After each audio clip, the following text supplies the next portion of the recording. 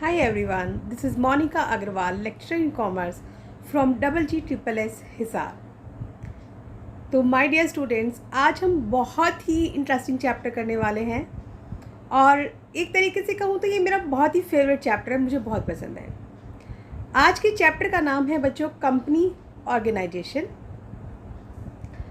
चलिए इस पर बात करने से पहले एक बार हम थोड़े से टॉपिक्स की तरफ नज़र डाल लेते हैं कि हम टॉपिक्स कौन कौन से करने वाले हैं। ठीक है, तो बच्चों आज हम करेंगे मीनिंग ऑफ कंपनी, कंपनी के अर्थ के बारे में जानेंगे, कंपनी की डेफिनेशन के बारे में हम पढ़ेंगे। जब हम किसी चीज़ के मीनिंग के बारे में जानते हैं, डेफिनेशन के बारे में जानते हैं, तो फीचर्स तो ऑटोमेटिकली पता चली जाती हैं। तो फीचर्स के बारे में भी हम डिस्कस करेंगे।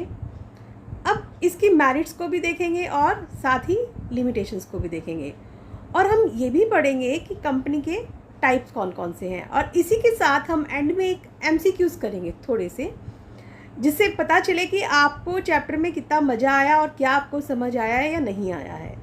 ठीक है बच्चों, तो चलिए लेट अस स्टार्ट।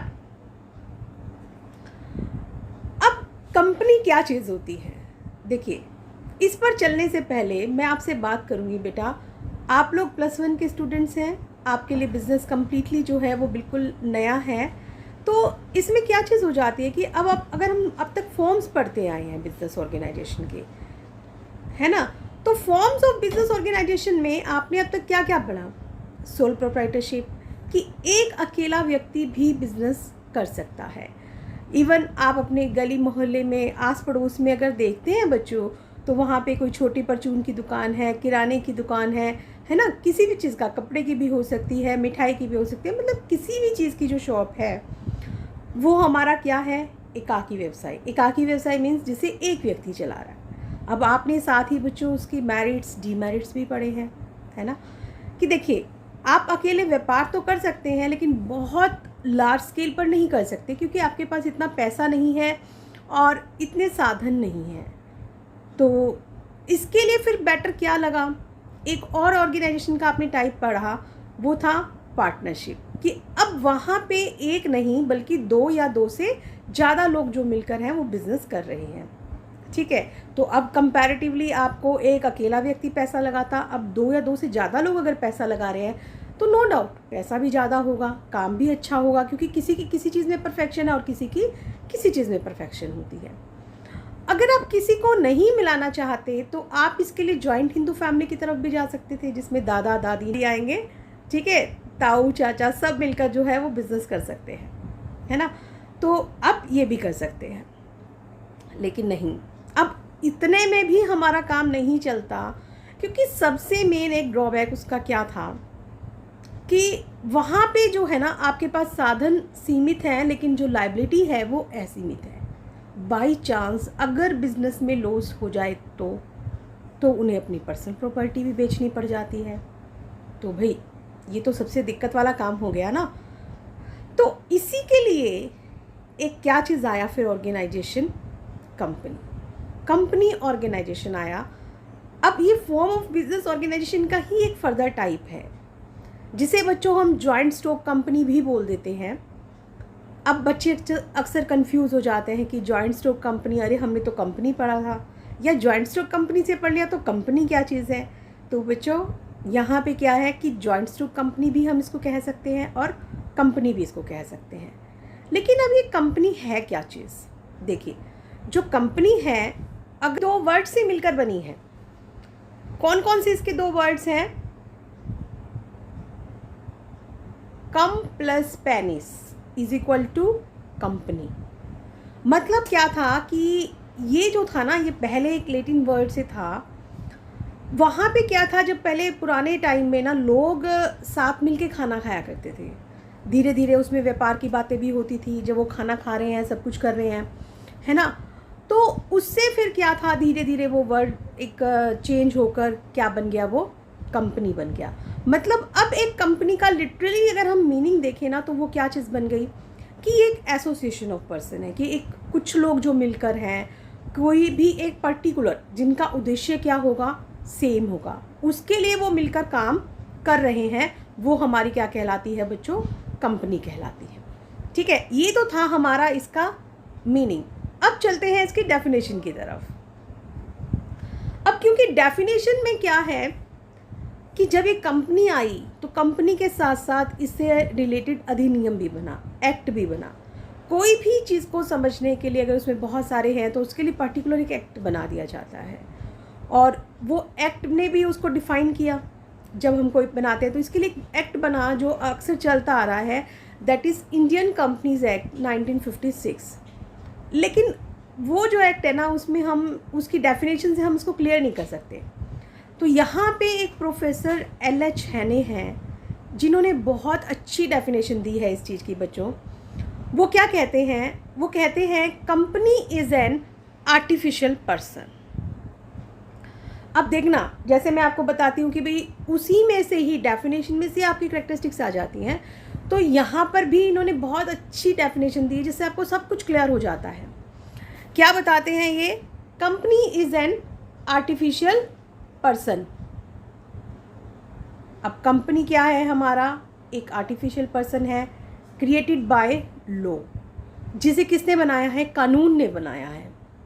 अब आर्टिफिशियल पर्सन इसको क्यों कहा जा रहा है? क्योंकि कृत्रिम व्यक्ति है, दिखाई नहीं दे रहा, किसी ने बनाया है ना, मैन मेड है एक किस्म से हमें कह सकते हैं। यहाँ पे इसको क्रिएट किसने किया है?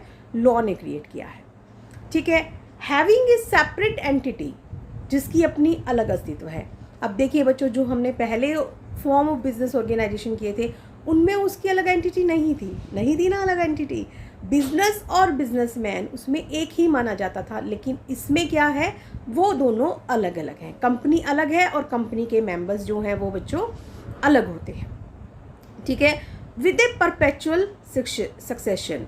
परपेचुअल सक्सेशन मीन्स स्थायी अस्तित्व है, मेंबर्स आ रहे हैं, मेंबर्स जा रहे हैं, इसका कोई फ़र्क नहीं पड़ता। इसलिए कॉड भी कही गई है, मेंबर्स में come, members may go, but the company goes on forever. Members आए जाते रहे लेकिन कंपनी जो है वो लगातार चलती रहती है। एंड ए कॉमन सील, तो यहाँ पे उसकी एक सार मुद्रा भी होती है। अब हम इंसान हैं, हम तो अपने सिग्नेचर्स कर सकते हैं ना, लेकिन कंपनी तो आर्टिफिशियल पर्सन है तो वो सिग्नेचर नहीं कर सकती है। तो इसके लिए क्या है कि उसकी एक स्टैंप लगा दी जाती है जो काम करती है उसके एक सिग्नेचर्स का। तो जो स्टैंप है उसको हम क्या बोलते हैं यहाँ पे? Common seal. तो अगर मैं आपको कहूँ कि क्लियर हो गया कि कंपनी क्या है? एक आर्टिफिशियल पर्सन है जिसे लॉ ने बनाया है, जिसका अलग अस्तित्व है लेकिन स्थायी अस्तित्व है, और एक कॉमन सील भी है। तो यहाँ पे अगर हम इसकी कैरेक्टरिस्टिक्स की बात करें बच्चों, तो कितनी कैरेक्टरिस्टिक्स आ जाती हैं? कई कैरेक्टरिस्टिक्स आ जाती हैं हमारी इसकी, जैसे कि एक आर्टिफिशियल पर्सन है, ठीक है, इसकी सेपरेट एंटिटी है, परपेचुअल सक्सेशन है एंड कॉमन सील है। देखो डेफिनेशन भी लर्न हो गई और साथ ही साथ इसकी 4 फीचर्स भी पता चल गई, है ना। चलिए, ये तो थी LH हैने ने दी थी, जो प्रोफेसर LH हैने ने डेफिनेशन दी थी इनकी। अब जो इंडियन कंपनीज एक्ट 1956 बना हुआ है उसमें भी इसकी डेफिनेशन दी गई है। उसमें क्या कहा गया है? वो कहते हैं कि company means a company formed and registered under this act. वो कहते हैं कि जो कंपनी इस एक्ट के अंदर रजिस्टर्ड की गई है या बनाई गई है वो कंपनी, या फिर कोई एग्जिस्टिंग कंपनी, एग्जिस्टिंग मीन्स जो पहले से है। तो मतलब दोनों ही कंपनी का मतलब क्या है? या तो आप कोई नई कंपनी बना रहे हैं इस एक्ट में, या कोई एग्जिस्टिंग कंपनी जिसको आपने इस एक्ट में बनाया है वो आपकी क्या कहलाती है? कंपनी कहलाती है। और यहाँ पे जो एग्जिस्टिंग कंपनी है या तो वो इस एक्ट में बनेगी या फिर वो किसी और एक्ट में जो भी कंपनी लॉ से रिलेटेड है, क्योंकि कभी भी एक पर्टिकुलर एक्ट जो होता है ना बच्चों, वो एकदम से नहीं आ जाता। पहले एक एक्ट बना, फिर उसमें धीरे धीरे जो कमियां थी उसको रिफाइन किया गया, ऐसे टाइम एंड अगेन चलते चलते चलते चलते एक हमारा बेसिक जो आया ना वो कंपनीज एक्ट 1956 बन गया, कि जो 1956 में आया था इसलिए इसका क्या नाम बन गया? कंपनीज एक्ट 1956 बन गया। अब इसके बाद इसमें बहुत सारे चेंजेस हुए, हर साल जो बदलता रहता है कुछ बदलाव होते हैं, उन्हें हम बोलते हैं अमेंडमेंट्स। तो वो अमेंडमेंट्स अब 2013 में भी बहुत ज़्यादा हुए थे। तो अब जो हम फॉलो करते हैं ना वो करते हैं कंपनीज एक्ट 2013 जो अमेंडमेंट के साथ है, ठीक है बच्चों। तो यहाँ से आप लोगों को आई होप क्लियर हो गया होगा कि डेफिनेशन इसकी क्या है। चलिए अब बढ़ते हैं हम इसकी फीचर्स की तरफ।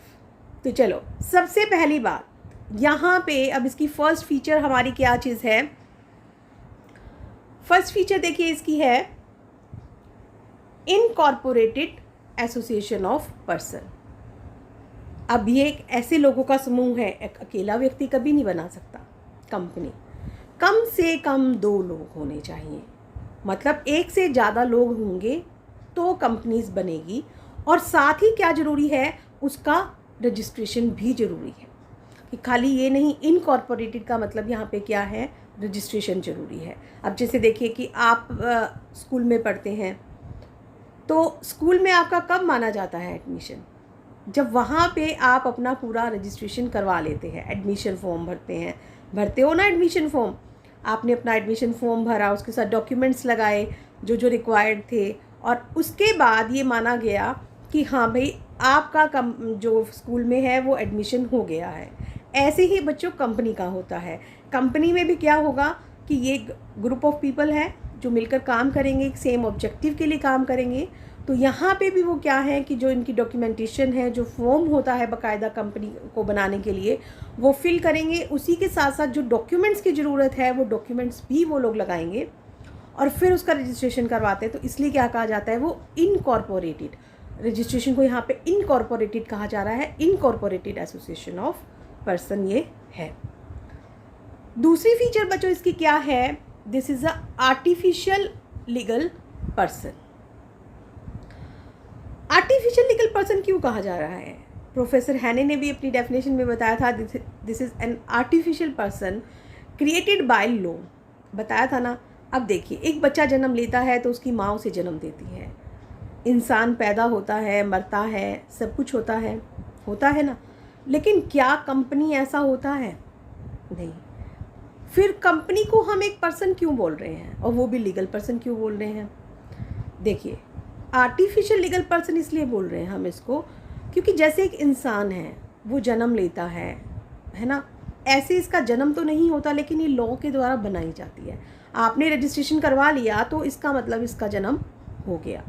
अब जैसे एक इंसान है, वो क्या कर सकता है, अपने नाम में प्रॉपर्टी खरीद सकता है, अपने क्या कर सकता है, बेच सकता है, किसी के अगेंस्ट केस कर सकता है ना, बिजनेस कर सकता है, सब कुछ कर सकता है, जैसे आप सोल प्रोप्राइटरशिप और पार्टनरशिप में करते आए हैं। तो क्या कंपनी कर सकती है? कंपनी कर सकती है, लेकिन बस क्या है कि ये इनविजिबल है, दिखाई नहीं देती। आप हैं, मैं हूँ, सब हम दिखाई देते हैं ना, लेकिन ये नहीं दिखाई देती। अब आप किसी भी कंपनी के प्रोडक्ट खरीदते हैं, आप लैक्मे के प्रोडक्ट ले रहे हैं, रेवलॉन के ले रहे हैं, आप एडिडास के शूज़ ले रहे हैं, तो क्या आपने कभी उनको एडिडास को देखा है, कंपनी को? रिलायंस कंपनी है तो क्या आपने उस रिलायंस कंपनी को देखा है? नहीं, लेकिन नाम चलता है और काम भी चलता है। तो वहाँ पे क्योंकि लॉ ने इसे बनाया, बाकी सारे काम जो है ना ये एक आदमी की तरह कर सकती है, लेकिन सिर्फ हमें दिखाई नहीं देती, पैदा नहीं होती है, बनाई जाती है। तो इसलिए हम इसको क्या कहते हैं बच्चों, this is an artificial legal person. ठीक है, चलिए थर्ड इसमें क्या आती है फिर हमारी, सेपरेट लीगल एंटिटी। अब इसका अस्तित्व अलग होता है, जैसे वहाँ पे था कि क्या हुआ कि लोगों ने जो काम किया, एकाकी व्यापार में जो काम किया था, मान लीजिए कि राम एक व्यक्ति था, तो राम ने क्या किया, काम किया शुरू, अब उसको नुकसान लग गया बिज़नेस में। अब बिज़नेस में नुकसान लग गया तो भाई उसके पास तो इतने पैसे नहीं थे, 1 लाख रुपए का नुकसान लग गया, वो बेचारा इतना बड़ा बिजनेसमैन तो था नहीं। अब उसे क्या करना पड़ा, जो अपने घर की संपत्तियां थी ना बच्चों, उसे वो भी बेचनी पड़ गई। क्यों? क्योंकि यहाँ पर क्या था कि जो एकाकी व्यापार है, जो बिजनेस था, जो बिजनेसमैन था, दोनों ही एक माने जाते हैं, अलग नहीं माने जाते। लेकिन कंपनी में क्या होता है, फ़र्क होता है। कंपनी में क्या चीज़ होती है, इसको समझने के लिए मैं आपको बताऊंगी। जैसे वहाँ पे एक अकेला इंसान पूंजी लगा रहा है, जो इंसान बिजनेस में पैसा लगाता है उसको हम क्या बोलते हैं बच्चों, कैपिटल। ठीक है, अब वो कैपिटल क्या है, छोटे छोटे हिस्सों में बटी हुई है। फॉर एग्जाम्पल देखिए, जैसे आपको 10 लाख रुपए की कैपिटल चाहिए थी, ठीक है। अब 10 लाख रुपए की कैपिटल अगर एक व्यक्ति के पास नहीं है तो आपने क्या किया, यहाँ पे 100 रुपये के शेयर्स बांट दिए, 100 रुपये का एक हिस्सा। अब उसमें क्या है कि कोई भी ले सकता है। 10 लाख आपके लिए लगाना मुश्किल हो जाएगा, लेकिन अगर आपको कहा जाए 100 लगा लो, 1000 लगा लो, 10,000 लगा लो, तो ये आपके लिए ज़्यादा आसान रहेगा ना। तो कंपनी की जो कैपिटल बेटा ये छोटे छोटे हिस्सों में बट गई, इसे हम क्या बोल रहे हैं यहाँ पे, शेयर। ये क्या बन गया, हमारा शेयर बन गया। तो ये इसलिए जो कंपनी की जो कैपिटल होती है वो छोटे छोटे हिस्सों में बटी हुई है, तो उसको क्या कहते हैं हम, शेयर कैपिटल, क्योंकि वो छोटे छोटे हिस्सों में बटी हुई है। अब यहाँ पे होता क्या है कि भाई जितने उसने शेयर खरीदे हैं उतने तक ही उसकी लायबिलिटी है, उससे आगे पीछे उसको कोई लेना देना नहीं है। ठीक है, तो यहाँ पे क्या है, क्योंकि वो आर्टिफिशियल पर्सन है, उसकी अपनी अलग एंटिटी है बिजनेस की, कंपनी बिजनेस कर रही है ना, तो कंपनी की अलग एंटिटी है, ऑनर्स की अपनी अलग आइडेंटिटी है, तो इसलिए यहाँ पे ये मेन फ़ायदा होता है। तो हम क्या कहते हैं, ये किसकी सेपरेट लीगल एंटिटी है।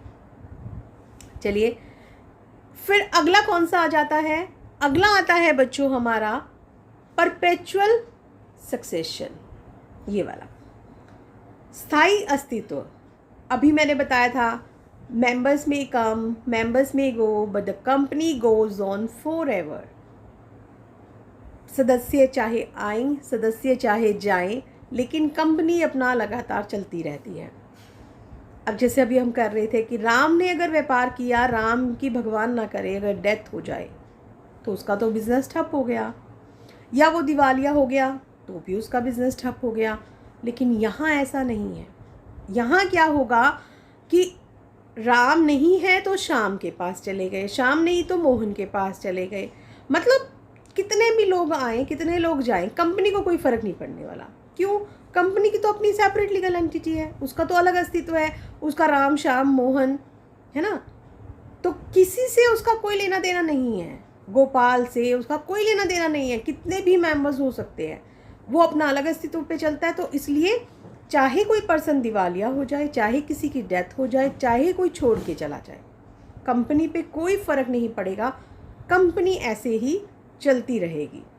ठीक है, चलिए फिर नेक्स्ट कैरेक्टरिस्टिक्स बच्चों हमारी आती है, दैट इज़ लिमिटेड लायबिलिटी।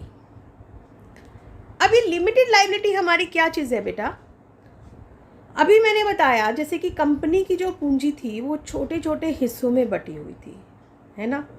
अब देखिए, अब वो छोटे छोटे हिस्सों में भी बट के पता क्या होता है, एक बार में वो भी कंपनी पैसा नहीं लेती, उसमें भी आपको थोड़े थोड़े टाइम बाद देना पड़ता है। कुछ कुछ कॉल्स बना दी जाती हैं कि कुछ आप जब आप अप्लाई करेंगे उसी वक्त आप ले लेते हो, है ना। कुछ आप थोड़े दिनों बाद कंपनी जब आपको शेयर्स अलॉट कर देती है जब देते हो, फिर कुछ फर्स्ट कॉल, कुछ सेकंड कॉल, कुछ फाइनल कॉल, मतलब इस तरीके से टाइम गैप में आपसे पैसा मंगवाया जाता है। तो अब यहाँ पे क्या होगा, जैसे फॉर एग्ज़ाम्पल कि 100 रुपये का एक शेयर था, अब वो मंगवा रहे हैं यहाँ पे कि वो देना था आपको 20, 30, ठीक है, 30 और 20, ऐसे 4 किश्तों में आपको पैसा देना था। अब आप कितना पैसा दे चुके हो, अब आप यहाँ पे पैसा दे चुके हो बच्चों 3, मतलब 20 रुपये भी आप दे चुके, 30 रुपये भी आप दे चुके और 30 रुपये एक और दे चुके। आपका बकाया कितना रह गया, सिर्फ और सिर्फ ये वाले जो है 20 रुपये। अब कंपनी को अगर नुकसान लग गया तो वो उस इंसान से कितना पैसा ले सकती है जिसके पास 100 रुपये के शेयर थे।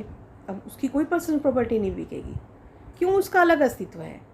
वो मांग सकती है तो वो सिर्फ और सिर्फ ये वाले 20 रुपये मांग सकती है। वो ये कह सकती है कि तुम्हारे 20 रुपये बकाया है तो तुम हमें 20 रुपये दो, इससे ज़्यादा वो एक सिंगल रुपया भी नहीं मांग सकती। और बाई चांस अगर उसने 20 रुपये भी ले रखे होते तो 20 रुपये ही, वो 20 रुपये भी नहीं मांग सकती थी, क्योंकि उसके पास 100 रुपये का था और 100 रुपये उसने दे रखे थे। समझ आया। तो यहाँ पे सबसे बड़ा फ़ायदा क्या है इस चीज़ का कि लिमिटेड लायबिलिटी है, पैसा भी आपको ज़्यादा मिल रहा है और लायबिलिटी भी आपकी क्या है, कम है। आपको अपनी पर्सनल से नहीं देना, जितने आपके पास शेयर्स हैं उतने का आपको लेना है। गारंटी वाले शेयर्स हैं तो जितनी आपने गारंटी दे रखी है बेटा उतना आपने करना है, उससे भी वो नहीं आपको करना। तो है ना कितनी मज़ेदार वाली बात ये। चलिए अब जो नेक्स्ट आता है इसमें हमारा, फिर नेक्स्ट है हमारा कॉमन सील। कॉमन सील अभी मैंने आपको बताया था, भूल गए या ध्यान है? जैसे हम अपने सिग्नेचर कर सकते हैं, अब कंपनी तो ऐसे सिग्नेचर नहीं कर सकती, क्यों? क्योंकि वो एक आर्टिफिशियल पर्सन है। तो इसलिए क्या होता है कि कंपनी की एक स्टैंप बनवा ली जाती है। अब जहाँ भी कंपनी के साइन होने हैं तो वहाँ कंपनी की वो क्या हो जाएगी, स्टैंप लग जाएगी। अब वो कंपनी की स्टैंप तो ऐसे हर कोई बनवा ले, हर कोई लगा सकता है? नहीं, ऐसा नहीं होता। कंपनी की स्टैंप जो कंपनी सेक्रेटरी है, जो उसका एक मेन ऑफिसर होता है, उसी के पास रहती है। किसी को अलाउड नहीं होता कि वो अपना डॉक्यूमेंटेशन पे कभी भी कहीं भी लगा ले, तो ऐसा वो नहीं कर सकते। उसके लिए बाकायदा उन्हें देखना पड़ता है, जहाँ कंपनी के सिग्नेचर की ज़रूरत होती है तो वहाँ कंपनी की कॉमन सील लगा दी जाती है। उसका नाम क्या है? कॉमन सील, जिसे आप हिंदी में कहते हैं सार मुद्रा। आप लोग चाहे हिंदी मीडियम के हैं या फिर इंग्लिश मीडियम के, इंग्लिश मीडियम वाले तो इंग्लिश में कर ही रहे हैं हेडिंग्स, लेकिन अगर आप हिंदी मीडियम के स्टूडेंट्स भी हैं तो मैं ये कहूँगी कि आप अपनी जो हेडिंग्स है ना, उनको आप अपना इंग्लिश में करिए, और उसके बाद आप उसको जो डिफाइन है वो आप अपनी लैंग्वेज में कर सकते हैं। देयर इज़ नो प्रॉब्लम, ठीक है। नेक्स्ट आता है that is transferability of share. अब यहाँ पे जो उनके पास शेयर है, अभी हमने शेयर का मतलब जाना था, जो कंपनी के मेंबर्स के पास शेयर्स हैं उन शेयर्स को वो ट्रांसफ़र कर सकती है। कंपनी को कोई उसमें नहीं है, कंपनी को आपको इन्फॉर्म करना है। अब किसी के पास 100 शेयर थे, राम के पास 100 शेयर थे, उसने मोहन को बेच दिए, उसको पैसों की ज़रूरत थी तो उसने मोहन को बेच दिए। अब वो मोहन से उतने पैसे ले लेगा। अब कंपनी का नया मेंबर कौन हो गया? राम ना होकर कौन हो गया? मोहन बन गया। तो यहाँ पे इजिली ट्रांसफरेबल हो जाते हैं ये। नेक्स्ट आता है that is separation of ownership and management. यहाँ पे स्वामित्व और जो मैनेजमेंट है, प्रबंध अलग अलग होता है। सोल प्रोप्राइटरशिप में क्या था कि अगर एक अकेला व्यक्ति है, वही बिजनेस चला रहा है, वही पैसा लगा रहा है, वही देख रहा है कि काम को किस तरीके से करना है, कहीं कोई कमी तो नहीं है ना, किस तरीके से मैं इस बिज़नेस को करूं कि जिससे मेरे को पैसा बहुत अच्छा मिल जाए, मुझे फ़ायदा हो जाए। लेकिन यहाँ पे अब क्या है, क्योंकि जो कंपनी है, कंपनी की जो पूंजी है वो छोटे छोटे हिस्सों में बटी हुई है। अब वो छोटे छोटे हिस्सों में बटी हुई है, वो क्या बन गए? शेयर। अब शेयर के लिए भी कितने भी लोग उसको खरीद सकते हैं। अब वो लोग ज़रूरी नहीं होता कि अगर मान लीजिए कि दिल्ली की कंपनी है तो क्या वो दिल्ली में ही वो लोग होंगे? नहीं, पूरे इंडिया में वो कहीं पे भी हो सकते हैं, कहीं पे भी लोग हो सकते हैं। अब दिल्ली की कंपनी में अगर लोगों ने दूर दूर से, बम्बई वगैरह के लोगों ने भी पैसे लगा रखे हैं मान लीजिए, तो अब क्या वो बिज़नेस चलाने के लिए बार बार दिल्ली आ सकते हैं? नहीं आ सकते। तो फिर इसके लिए क्या करते हैं, जो कंपनी के मेंबर्स होते हैं, जो कंपनी के मेंबर होते हैं, असली मालिक तो वही कहलाते हैं, जिसे हम ऑनर बोलते हैं। तो वो क्या करते हैं कि कुछ लोगों को चुन लेते हैं, सेलेक्ट कर लेते हैं कि भाई ये कंपनी के डायरेक्टर्स वगैरह होंगे, ये कंपनी का कामकाज संभालेंगे। अब इसके लिए वो क्या करते हैं कि वो प्रोफेशनल लोगों को हायर कर लेते हैं। अब तक बच्चों आप इतना पढ़ चुकी हो कॉमर्स में कि आपको इतना ज़रूर पता चल गया होगा कि एक बच्चा जो अब तक जिसको कॉमर्स की नॉलेज नहीं है और एक जिसे कॉमर्स की नॉलेज है, तो दोनों में से बिज़नेस कौन अच्छे से हैंडल कर सकता है? जिसे कॉमर्स की नॉलेज है, क्योंकि वो हर चीज़ को अच्छे से सीख रहा है, उसे हर चीज़ की डिटेल अच्छी से नॉलेज है, लेकिन दूसरा नहीं कर सकता, है ना।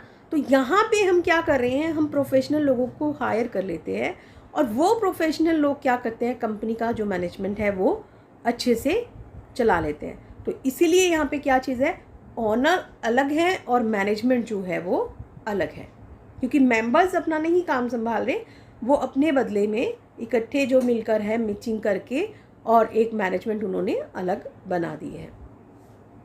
And the last point is that is risk bearing.